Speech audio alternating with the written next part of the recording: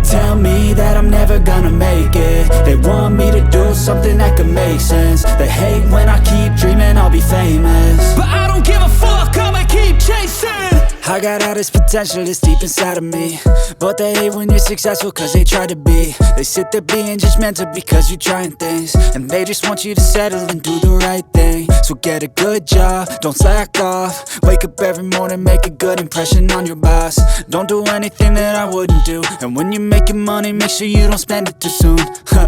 Fuck that, I'll do what I wanna do. I got a different path from everyone, and that includes you. Who are you to tell me how to live life? In these times it feels like nobody is right, yeah. So I'ma figure out what else we succeed, and then invest all of my time into that and proceed.